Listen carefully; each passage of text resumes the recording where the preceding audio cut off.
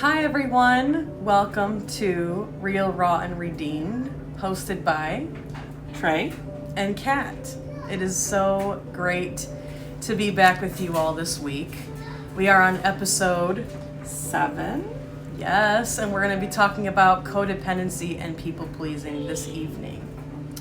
Tracy is going to be sharing about some of her journey with codependency and people-pleasing, and she's going to be giving us some insight and testimony on that topic. So we look forward to it. But before we get started, I have an icebreaker question for you. Here we go again, right? All right, here we go again. Round 7.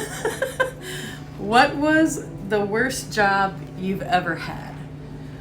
It was a factory job. I worked in a factory, and I had to sit and sort parts for 8 to 10 hours a day. Wow. I mean, bins of parts, and I had to find the bad parts in these bins. That job sucked. I bet. How long did you work there? 2 years? Okay. Yeah. Long enough, right? Yeah, long enough. Yes. Yes. So, Kat, it's your turn. Okay. Tell us how old you are by sharing the top song when you were born. You are my fire, the one desire. Yeah, I want it that way. Yay! What year was that, Kat? 1990. Wow. That was a long time ago. I mean, you're so young, Kat. Oh, wow. Oh, thank you. You're welcome. You're welcome. We got jokes. For days. Well, as Kat said, we are going to be sharing on codependency and people pleasing. This is a hard topic. It is. Yep. I did not realize that I was codependent and that I struggled with people pleasing. I really thought I was doing a lot of good for people. Yeah. Yep. At the expense of myself. Yep. And That's right. I didn't realize that until a few years ago that I was people pleasing and I was codependent. Yeah. So I want to backtrack for a second, Kat. Yeah. Last week I shared on part of my story on suicide and self-harm. And as I was sharing, there was this Bible verse that kept coming into my mind, but I couldn't remember the whole thing. So I went home and I looked it up, and I want to share this verse with you. Sure. It's Psalms 42, and this is a verse that I felt God was giving me in the midst of that chaotic time of my life. And it says, He lifted me from the pit of despair, Yes. out of the miry clay. He set my feet upon a rock and made my footsteps firm. Amen. So that was a verse He gave me after I tried to commit suicide. And so that verse has great meaning to me. Yes. Because I was in a very deep pit. Yes. A deep pit of depression, a deep pit in my thoughts and my negative thinking. So I just wanted to share that with you guys tonight. Thank you. I love that verse. What was that reference again? You would have to ask that. Psalms 42. I think it's Psalms. Hold on, I have so many notes here. Sorry. You're fine. Psalms 40, verse 2. Okay. So people pleasing and codependency, I think, is something that we don't often recognize that we have in our lives, because it can come in a form of you're helping people. Yeah. You're there for people. And so I think that's where I was at, being in ministry and the capacity of my job prior to where I am today. I thought I was doing all the right things. But in fact, I was doing good things, but in the middle of that, I was selling myself short. Yeah. Yeah. People pleasing and codependency, they're two separate things. So I want to clarify that before I go any further. So people pleasing is a behavior pattern of consistently prioritizing others' needs to gain approval and avoid conflict. I mean, who likes conflict? Whereas codependency is a more severe pathological pattern of unhealthy dependence on others, often involving people pleasing as one of its many symptoms. That's a good definition. While people pleasing is about seeking external validation, codependency involves an inability to meet one's own needs. So basically, you're vacating yourself and what your needs are to better help the person that you want to help. You also have a fear of abandonment, controlling behavior, and an unhealthy reliance on another person to feel whole. Codependency normally comes from trauma, especially if there's been abuse, any kind of abuse involved. You learn that you can't always use your voice. So I believe my codependency came from being in the church system that I was when I was younger, the spiritual abuse. I learned not to use my voice. Because when I used my voice, often I was told that I was being rebellious. Yeah. Or children are to be seen and not heard. And so I didn't feel validated or valued. Right. And so I believe that I took on codependency, and in that, the people-pleasing came. I found it interesting as I was doing some research and studying on the link between codependency and abuse. Yes. Specifically, what I'm going to share is the spiritual abuse. Yeah.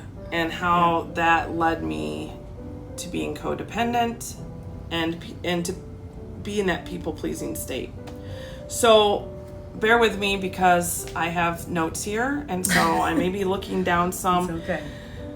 Because this is important for me to share the depth of codependency and people-pleasing. Because as I said before, oftentimes we don't realize that we are codependent and that we are people-pleasing. Yeah. And you do lose your identity through that. Yeah. That's very real. So the whole goal for me to share this is for you to be able to take back your identity. That's right. Or maybe you don't even know what your identity is because you've been codependent and you've people-pleased for so long. But there's hope. Yes. Because there's healing, there's hope, and there is a you in you. Yes. So you just gotta find you. Yes. Right? Yes. So basically, it's recognizing the patterns and understanding what codependency is. And like I read before, codependency and people pleasing they're very similar, but they're different. And people pleasing is a symptom of codependency. Yeah. And so I personally wanted to reclaim myself. So yes, absolutely. And For sure. because spiritual abuse leads you to believe that you're not good enough, that the Bible is used as a weapon. Yes. So you're weaponized.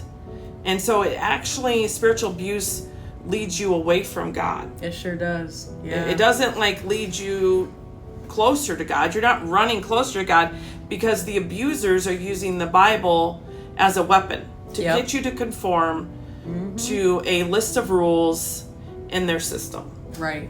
And so I learned to be codependent at a very young age because of the spiritual leader of the church,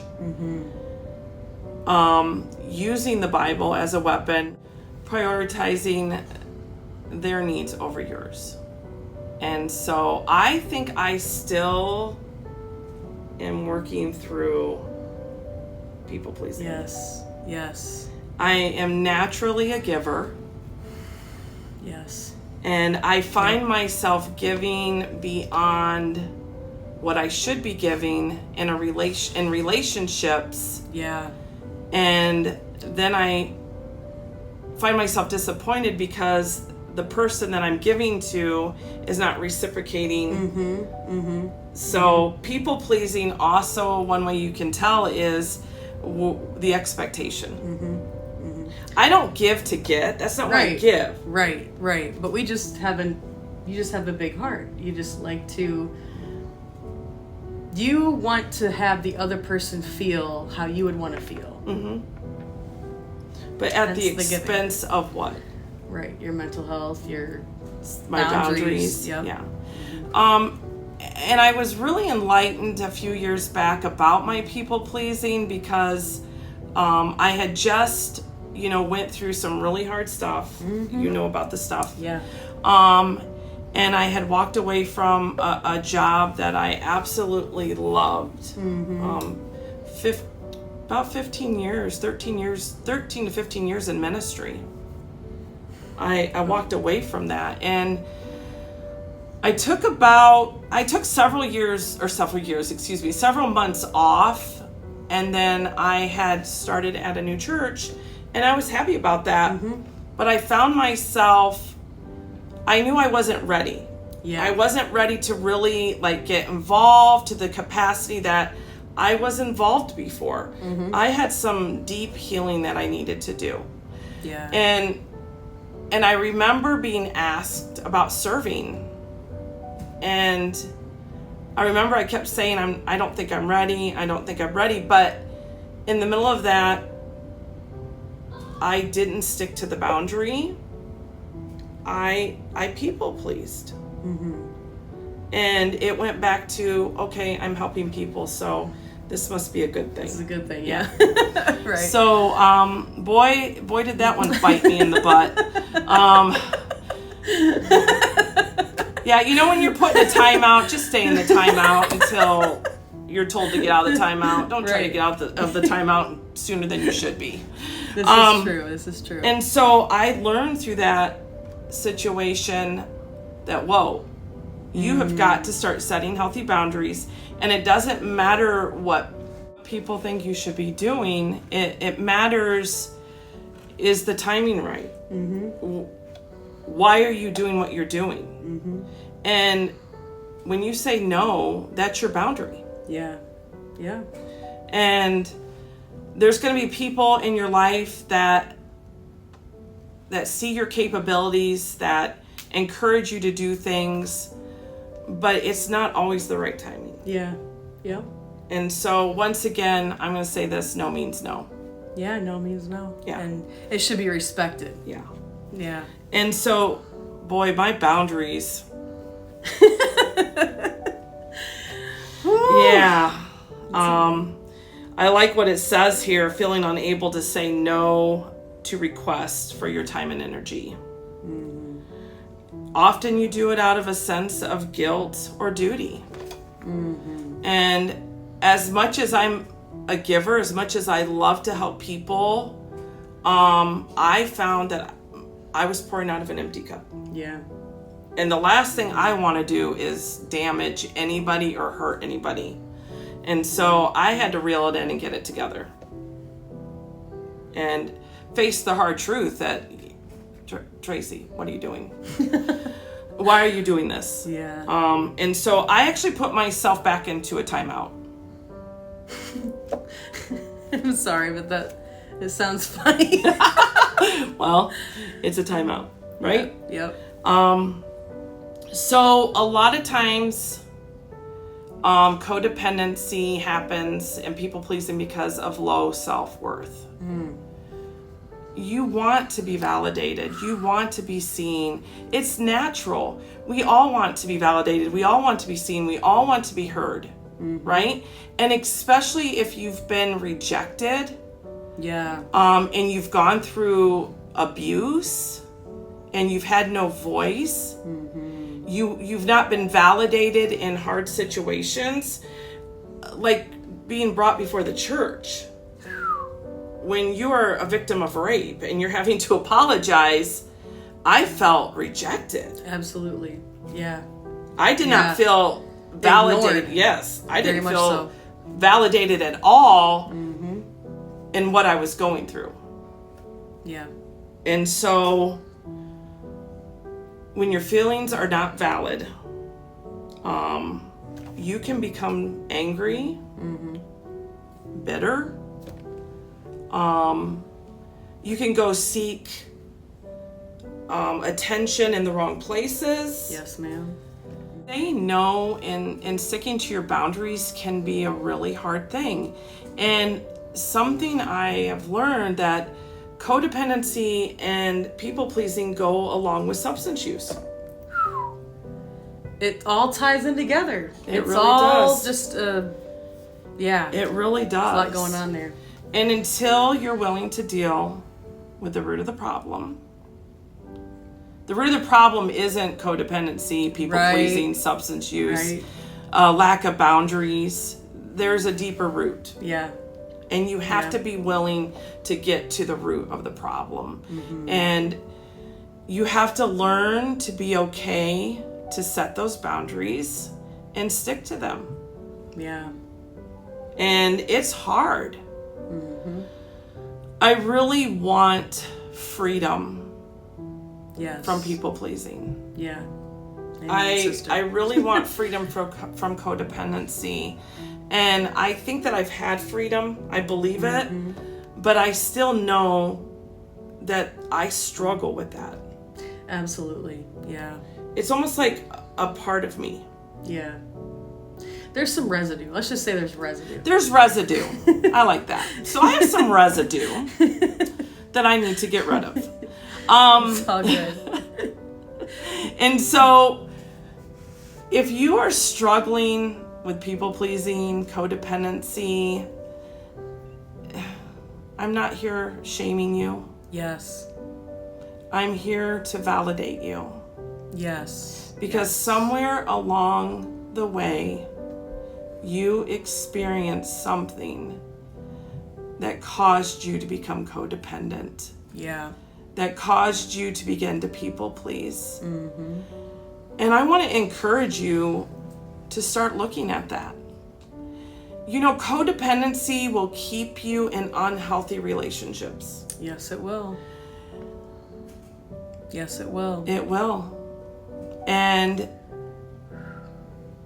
it's hard to see your value in an unhealthy relationship.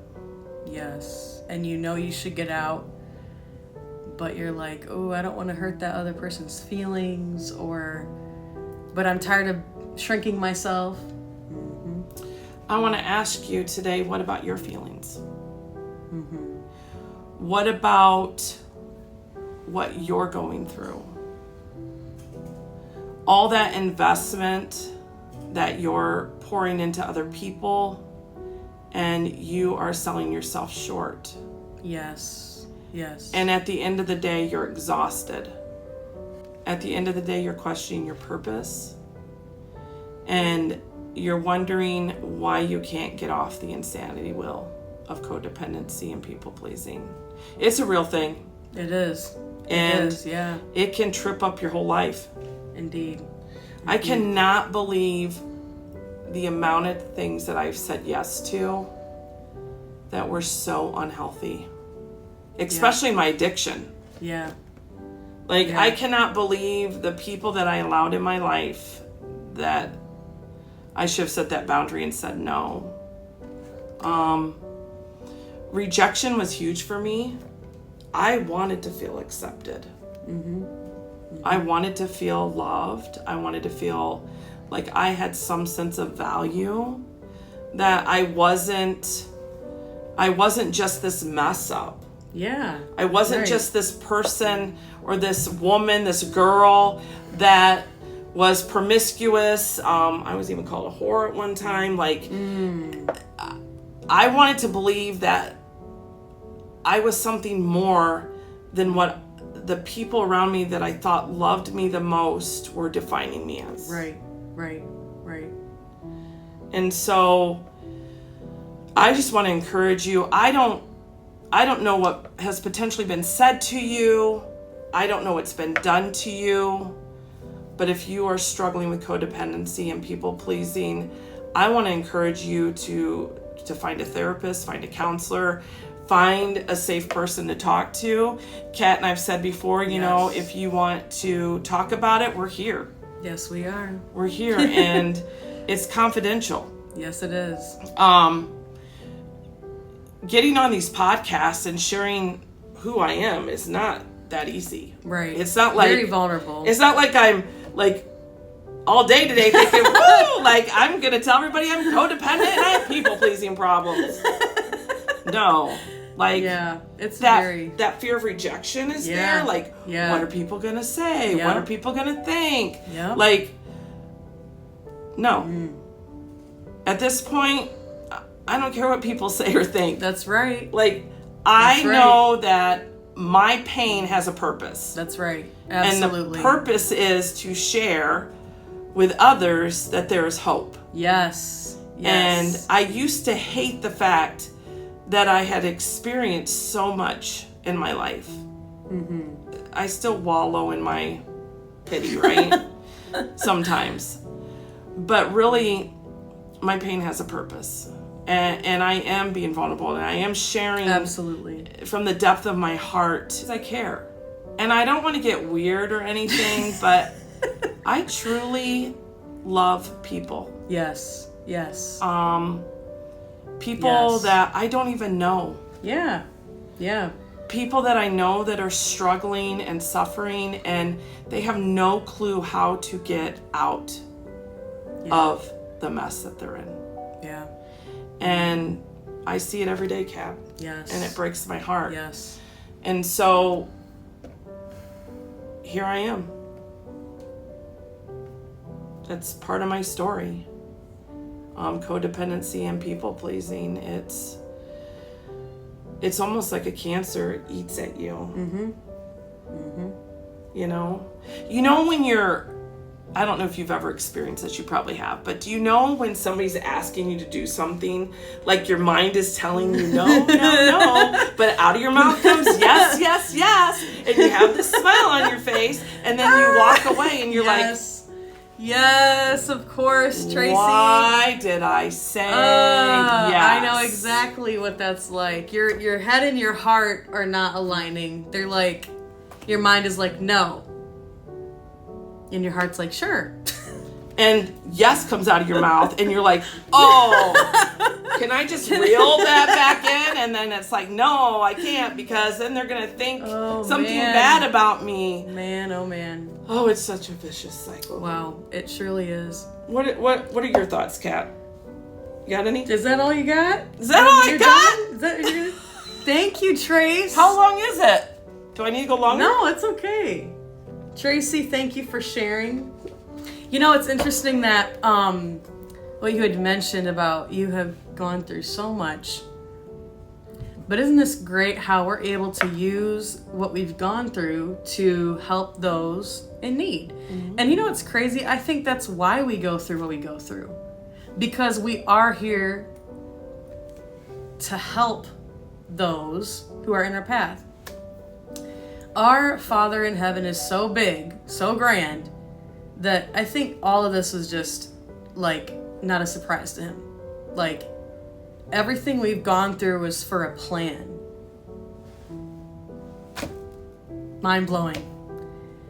It shifts your perspective a little bit when you think about it that way. Like, everything we've gone through is because of what we're doing now. What you're doing right now with your job is exactly relating to what you've gone through. That is mind-blowing. I know, right? Mind-blowing. You know, there's something I do want to add. Yes, please. True sign that you are codependent or people pleasing is when I want to talk a little bit about the spiritual abuse in the church.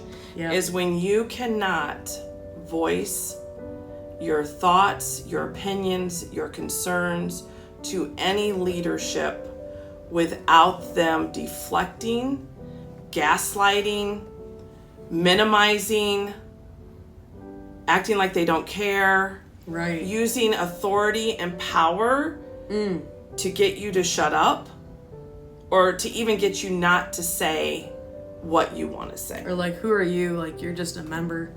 Yeah. You're not better than me, or you're below me. You're beneath me. Yes. And so one thing I know that part of my purpose is to advocate against abuse.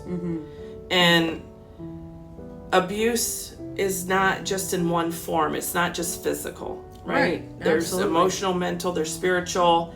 Yes. And so I think it's important for those, and I know a lot of people, as I've been speaking about spiritual abuse, I've had a lot of people message me on Facebook, get a hold of me, because they're at a loss. Yeah. Yeah. Like, this has been their life and they don't know what to do because they've been conditioned or groomed to obey this authority figure that is above them. I believe in honor and I believe in respect. Yeah. But I believe that's mutual. Definitely. And so I want to empower you tonight. Yes. Whoever's listening to this that potentially has gone through spiritual abuse, that is not of God. Absolutely not.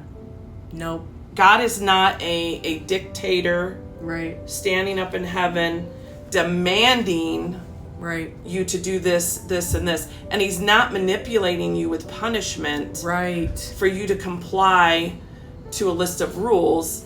And he's not demanding you to love him. Right. He's not even forcing you to follow him. Right. He's just standing there with his arms open, ready. But he is not forceful. He is not a dictator, like she was saying. That was good. And so, in my own personal experience, I ran from the church. I ran from God. I ran from, even for the longest time, and even today, to pick up a Bible, because it was so triggering for me, because those very words were used as a weapon to get me to comply to a list of rules. And so I still am processing through a lot. I don't want to say a lot of that. I've done a lot of healing. But I also know now what I'm going to tolerate. Yeah. And what I'm not going to tolerate. Right. And if I can't come to someone in leadership and have an honest conversation without being intimidated or being called Jezebel or deflection, gaslighting, told that I'm too emotional, then that's the wrong place for me. Right. And if a godly leader, so to speak, is acting this way, they're not godly. They're not. First of all, a leader is supposed to be a servant. Servant leadership. Humility. That is who our Father is, right? That is who his Son is. So if they're not representing the attributes of kingdom, I'm sorry, but they're not operating in the right spirit. It's just not the right spirit. Period. She said, have you ever noticed when a toddler starts talking? I'm like, okay. Well, often they don't get the words out right. Yeah. And what do they need to do? They need to keep practicing. Yes. They need to keep hearing. And so she said, be easy on yourself. Show yourself some grace. That was reassuring. That was really reassuring. You have been shut down for so long. You've been minimized for so long. You've been told how to live, what to do. How high to jump. Yep. How high to jump, how not to jump, Man. how not to sit, what to wear, Wow. what not to wear, how to wear your hair. So she said, give yourself some grace. Yeah. And Definitely. even today, it comes out, sometimes it just comes out all wrong. I remember recently I was talking to a supervisor and it all came out wrong. And so I was like, oh, let me reel that in. Take 2, basically. Yeah. Let's try this again. Yeah. But I do have an awareness. Yes. So that's a positive. You're doing just fine, Tracy. Thanks, You're Kat. doing just fine. And you've grown so much, and you're such a kind and caring person. Thank you. Very loving. When I go through stuff, whenever I'm texting you, you're just like, I'm sorry, or like, I'm here, or, you know, you don't try to give me all sorts of solutions, or like, oh, what you're going through ain't nothing, like, that's nothing, you know. Like, you are very, very validating, and like, you see people where they're at. So thank you for that. Well, you're welcome, Kat. And I feel the same when you reach out to me. Kat was God sent to me. She really was. And I actually met Kat when she was very young. I'm not even gonna say I'm old enough to be your mom, but I just said it. Anyways, Kat has been a faithful friend, a good friend. It's been a refresher for me to have you in my life. Likewise. You have been a friend that sticks closer than a brother. Friend that sticks closer than a sister. Sister. Yes, but I get what you're saying. Yes. So yeah. Likewise, Trace. Likewise. And I think it's great how Abba brought us together so we can both share what we've been through to help those around us. I think it's very, like, empowering and encouraging. Mm-hmm. So I hope each and every one of you has an amazing evening. Yes. And take the time to evaluate if you're codependent or you're struggling people pleasing. Yes. Because it's time for you to live. It's time for you to breathe in some fresh air. Yes. It's time for you to let go of the weight of everybody that has an expectation on you. Yes. And learn to set those boundaries.